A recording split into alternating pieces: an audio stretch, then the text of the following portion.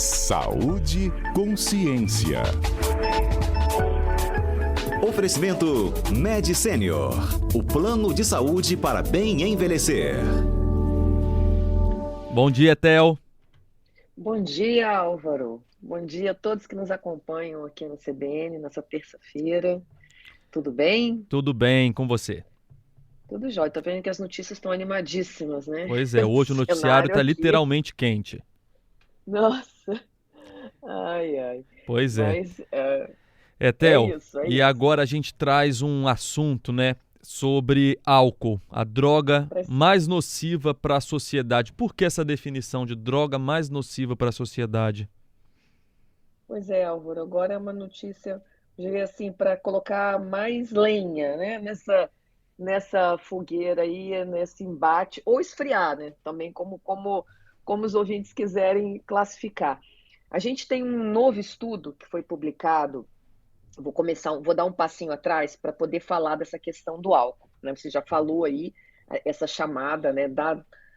O álcool é uma droga lícita, né? A gente tem drogas que são lícitas, que são legais, e a gente tem drogas que são ilícitas, que são ilegais. A gente colocar heroína, cocaína, né? Mesmo a maconha, né? Considerado, a não ser os usos medicinais, que a gente ainda tem algumas possibilidades, mas a gente tem aí essa classificação de drogas ilícitas. E nós temos um conjunto de drogas que são lícitas. O álcool, ele tem um componente diferenciado porque na nossa cultura ocidental, né, na nossa cultura, vou separar dos orientais, porque a gente tem na religião, inclusive muçulmana, né, uma restrição bem grande do álcool, mas na nossa cultura ocidental, o álcool é uma droga recreativa, né? Uma droga que as pessoas usam para no convívio social, né? Vamos colocar assim, é uma droga aceita. E até então, e eu vou dizer especificamente até 2021, nós tínhamos uma ideia, inclusive nas recomendações da Organização Mundial de Saúde, nas recomendações do Ministério da Saúde, inclusive, a ideia de que havia um consumo seguro. Eu vou colocar esse consumo seguro entre aspas. Nós tínhamos algumas pesquisas que indicavam a relação do álcool com algumas doenças, especificamente câncer, e aí eu vou falar quais cânceres, né? A gente tem aí quais cânceres mais comuns relacionados ao álcool, que a gente já sabia. Estudos, né? Incluíam o câncer de mama, o câncer de fígado, o câncer de colo e o câncer de esôfago, como cânceres que a gente já tinha evidências da ciência que já comprovavam a relação do álcool com a possibilidade, né, a indução, a causa desses tipos de câncer. O problema é que em 2021, o bom é que em 2021 uma grande pesquisa envolvendo 28 milhões de pessoas em mais de 180 países. Então, assim, um número muito grande de pessoas estudadas, né, em países diversos, fez uma relação, conseguiu construir, né, uma relação causal, uma relação de causa e efeito muito forte, indicando que o câncer realmente causa, o álcool, realmente causa o câncer. E isso houve uma mudança de classificação, então, do álcool como uma substância cancerígena, comprovada. Em 2024, Álvaro, estou fazendo esse histórico para quem está nos acompanhando, para falar dessa última publicação agora, que é uma publicação do Canadá que saiu há cerca de 2 semanas e que também movimentou essa conversa. Então, tudo isso vem acontecendo, especificamente, evidências foram surgindo a partir de 2000, mais especificamente. Em 2021, a gente tem esse grande estudo. Em 2021, também a Organização Mundial de Saúde classifica, 2021, 2022, classifica o álcool como uma substância cancerígena em qualquer dose. Então, a gente passa uma ideia de que tudo bem consumir álcool numa dose, se você não não tem adição, né? Se você não tem um vício, né? Se você não consome compulsivamente, o que a gente chama de consumo social, né? Aquela taça, né? Alguns copos de cerveja, enfim, naquele churrasco. Então, isso é considerado, vamos dizer, o consumo social, né, do álcool. E a partir, então, de 2022, a OMS começa a classificar o álcool como uma substância cancerígena a partir de todos esses estudos muito fortes, comprovando essa relação de causa e efeito, e a OMS diz o seguinte: não existe dose segura de álcool. E o difícil, Álvaro, é mudar a cultura. Então, assim, a ciência já mostrou que o álcool é cancerígeno.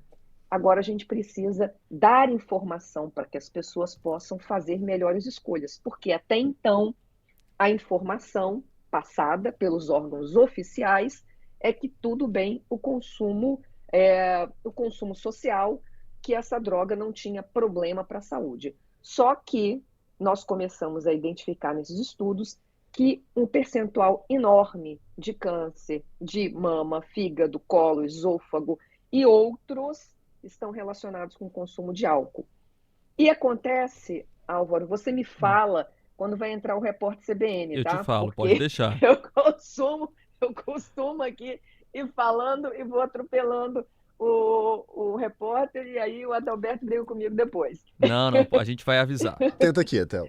Mas, Etel, aproveitando, você falando disso, eu estou lembrando que ontem nós tivemos uma entrevista aqui sobre ética, em que a gente falou sobre comportamentos que são relativizados, comportamentos erráticos que são relativizados.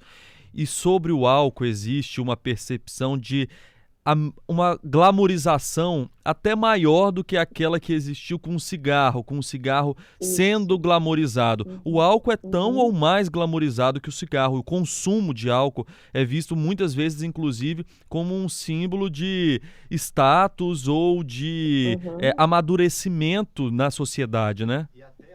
Exato.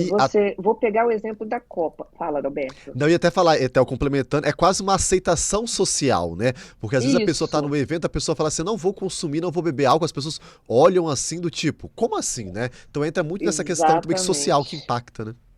Exatamente. E aí acontece vou dizer assim, uma questão que ela é muito complexa, principalmente para o jovem, e aí eu vou colocar esse grupo, né, de adolescente porque tem uma necessidade de pertencimento ao grupo, né? Você tem essa necessidade de estar ali no grupo, de fazer as mesmas coisas que o grupo está fazendo, e se você não faz, você é colocado de lado. Então, principalmente as pesquisas chamam muita atenção para esse grupo que muitas vezes é introduzido nesta droga pela própria família, porque há uma aceitação social, né? E aí você está vendo, né, os seus familiares bebendo e você é natural, é normal, né? Então a gente construiu a sociedade em torno disso. Vou chamar a atenção também, Álvaro e Adalberto, porque aconteceu nessa Copa. Nós nunca tivemos, ou talvez de forma tão que entrasse ali toda hora, né? E talvez porque essa coisa da pausa da hidratação fez com que também a gente tivesse mais movimentos de mais inserção, né, de propaganda, mas a gente observou, por exemplo, uma grande empresa de bebida alcoólica sorteando, inclusive, a possibilidade de você beber, né, sem parar, e aparece aquela letrinha ali, beba com responsabilidade. Mas a gente sabe que quando você faz uma propaganda muito explícita de bebida, você incentiva. Isso já é estudado pela comunicação, né? Vocês que são especialistas nisso, jornalistas, sabem bem como funciona. Então, Sim. Se você entra ali toda hora falando isso, incentivando, as pessoas que estão assistindo, aquilo causa uma naturalidade, que é um pouco isso que a gente viu bastante agora, nessa talvez mais do que as outras. A gente já conversou aqui sobre a questão das bets, eu não vou nem entrar nela, porque também é um outro vício. Mas, assim, o álcool, ele tem essa aceitação. Há uma ideia, né, de que se eu beber, eu vou melhorar o temperamento, o humor, vou aliviar a ansiedade. Mas já tem estudos mostrando que há um comprometimento da cognição, né, a questão do pensamento lógico, pode causar distúrbio de sono, é o contrário do que as pessoas pensam. Você pode dormir alcoolizado, mas isso não é necessariamente um sono de qualidade, porque vai afetar a sua produção hormonal, vai afetar todo o seu ciclo de sono, e o sono, a gente também já discutiu aqui, ele é fundamental para a gente fazer a recuperação do organismo. Então, mesmo o padrão de sono, por conta do consumo, a gente acha que, à primeira vista, pode ajudar a dormir, mas é o contrário. Uhum. Ele causa aí um distúrbio no sono. E se as pessoas consomem todos os dias, né, dependendo aí do padrão, vai piorando. E o câncer é dose dependente. Quanto mais você bebe, mais você está sujeito a ter complicações, né? E você ter o desenvolvimento desse tipo de câncer. Theo, E aí, pode falar. vai chamar o repórter CBN, então por isso Vai já lá. estou te avisando que agora o repórter Tá CBN bom. vai entrar, mas a nossa conversa vai continuar depois bom. do repórter CBN, tá bem? Então, você, Tá nosso ótimo. ouvinte que quer participar da conversa aqui com o Etel, falando então sobre o álcool, né, como uma droga socialmente aceita, mas muito gravosa, pode participar mandando a sua mensagem no WhatsApp, no 27 99299 4297, Etel falando sobre a cultura aí que envolve romantizar o álcool, como ele está presente na nossa sociedade, mesmo diante de estudos científicos que mostram os prejuízos efetivos para o corpo, para o organismo, muito associado inclusive ao câncer em várias partes do corpo, o câncer que pode se manifestar de várias formas, né, Theo? Isso, exatamente. Quando a gente retornar, eu vou falar desse estudo que foi feito no Canadá agora, que mostra as políticas que foram implantadas lá e a redução de câncer, e aí a gente comenta mais sobre isso. Saúde e consciência, de volta com Etel Maciel, fazendo então várias análises aqui, né, Etel? Porque nossos ouvintes começaram a mandar mensagens perguntando sobre aquela tacinha de vinho, se está liberada, se ela faz mal, se é dose segura, se não é. Vou até aproveitar aqui, Álvaro, para exibir aqui até o áudio do nosso ouvinte, Anilson, já aproveitando esse gancho do Álvaro. Tá bom. Oi, Etel. Verdade, o mito, lenda urbana, essa história de que um cálice de vinho antes das refeições é bom para a saúde. Anilson, Jardim Camburi. O que diz a ciência sobre isso, Etel? Então, vamos lá. Essas novas recomendações, elas dizem o seguinte: nenhuma dose é segura. E aí, eu vou falar para vocês que me acompanham aqui que, inclusive, em 2024, o Ministério da Saúde fez a primeira publicação sobre isso e eu assinei essa nota. Então, assim, dizendo que nenhuma dose é segura. Foi uma nota que a gente assinou no dia 24 de dezembro de 2024, pela primeira vez no Brasil, reconhecendo que os estudos científicos já mostravam e considerando que nenhuma dose é segura. Nessa nota técnica, que eu vou mandar para o Adalberto depois colocar no site, tem lá o que é uma lata de cerveja, quantas gramas tem, o que corresponde ao número de dose padrão que a Organização Mundial de Saúde e o Ministério considera agora, né? E o mais importante, em relação à taça de vinho aqui especificamente, né? Porque a gente considera o percentual de gramas de álcool puro em cada dose, o que a gente chama de dose padrão, né? E aí tem ali para cada coisa. Uma taça de vinho de 150 ml, mais ou menos, ela vai ter mais 1,5 dose padrão, quer dizer, se você tomar essa taça todo dia, isso é ruim para a sua saúde.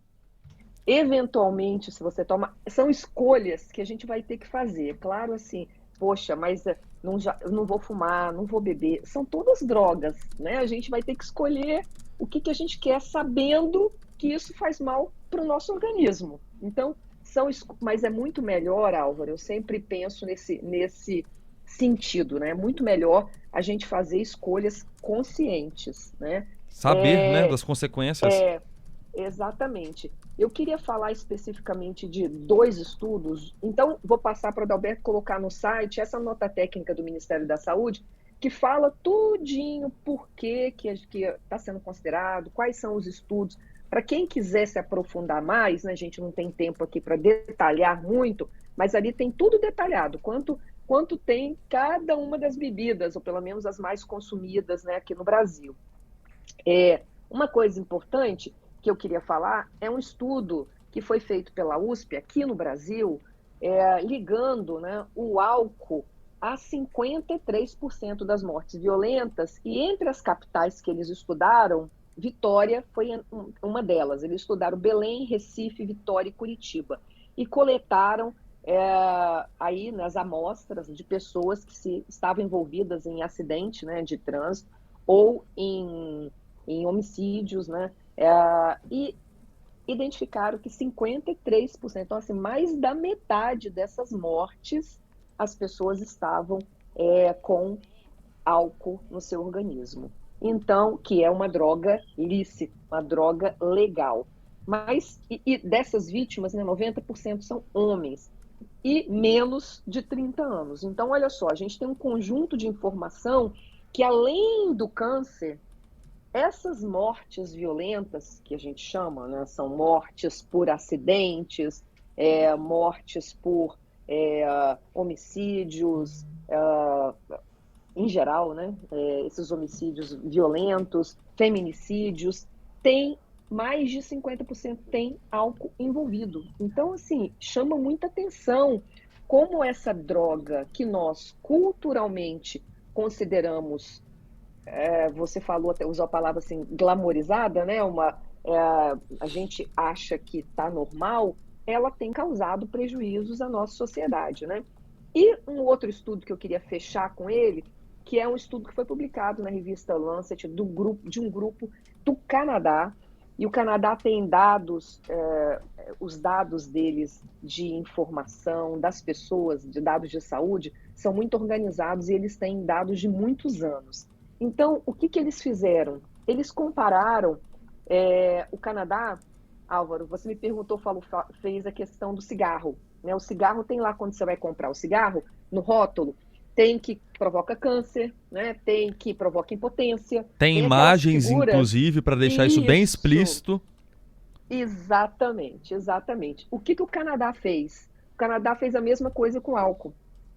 Em todos os rótulos de bebidas alcoólicas, eles colocaram essa informação. O álcool provoca câncer, que não tem dose mínima, informação de advertência sobre câncer. Então, eles fizeram 2 ações políticas, né, de política pública. Rotulagem, né, da bebida alcoólica, e taxação, aumento do preço.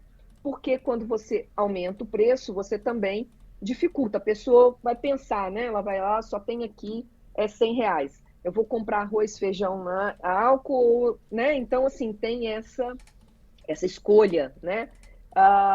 E aí fica bem registrado ali nessas 2 ações, né? Tanto a taxação, você taxar o produto, e a rotulagem. Aqui no Brasil, a gente aprovou no final de 2024, vocês se lembram ali na reforma tributária, quando teve aquele grande embate lá da reforma tributária, que eu participei bastante também, porque a gente estava brigando para taxar refrigerante, bebida alcoólica, né? A gente conseguiu algumas coisas e não conseguimos outras. Eu digo Ministério da Saúde, né? Porque a gente já sabe que várias substâncias elas causam doença nas pessoas. Então, se a gente dificulta o acesso, também uma política pública. E eles analisaram, então, antes dessa política e depois dessa política. E aí essa política com 2 anos, eles implantaram em 2022 então, e analisaram agora, né, os dados em 26, analisando esses 2 últimos anos. E eles tiveram uma diminuição de 14% dos cânceres, desses tipos, né, de esôfago, cólon, mama, por conta dessa redução, e 15% da redução de morte por conta do álcool. Então, provando que essas políticas públicas, elas têm impacto nessa redução. Porque as pessoas veem ali, como você falou, muitas pessoas vão comprar o cigarro mesmo né? com rótulo, né? É visual. Mas você tá ali, né, e querendo ver isso. Então, a gente tem ouvinte aí perguntando mais. A gente tem, mas infelizmente até o nosso tempo está apertado hoje. O noticiário foi tomado, você ouviu, pelo incêndio, né, que destruiu o galpão com acervo do Judiciário aqui no Espírito Santo. Tem só um trechinho que a gente vai ouvir aqui de um ouvinte. É o nosso ouvinte Sérgio, até aproveitar esses minutinhos finais, a experiência dele com o álcool. Bom dia, Adalberto. Bom dia, doutora. Em relação aí a essa questão do álcool, eu mesmo, particularmente, já percebi um negócio. Eu não sou, assim, de estar bebendo direto, né? Eu tenho um dia que eu tiro, assim, à noitezinha, depois do trabalho, tomar uma vodkazinha, que eu gosto da vodka, né? E tomo umas dosezinhas até a mais, né? Tal, tranquilo, mas lá no meu cantinho. Só que eu já percebi que no dia anterior eu tô mais, apesar de estar tranquilo, né? Já passou, tal, mas o meu estado de nervo, eu fico mais nervoso. A participação do nosso ouvinte Sérgio, trazendo esse depoimento de como é que fica o estado dele aí, até o. É isso. Na hora, parece que a pessoa fica relaxada, mas depois tem esses distúrbios, porque muda a produção de hormônio, muda esses hormônios que nos dão bem-estar, que fazem com que a gente durma melhor, com que o nosso organismo recupere, né, o metabolismo dele, nosso organismo durante o sono está fazendo ele está agindo, ele está protegendo as nossas células. Então, o que a gente está fazendo quando a gente bebe é diminuir essa possibilidade do nosso organismo se regenerar, produzir os hormônios que precisa. Então, essa percepção do Sérgio, ela é real, né? E aqui fica esse alerta, né, Álvaro? É isso aí, a gente está aqui no nosso papel de conscientizar, levar para as pessoas a informação para que elas tomem a melhor decisão. Etel, obrigado, até semana que vem. Até semana que vem, tchau.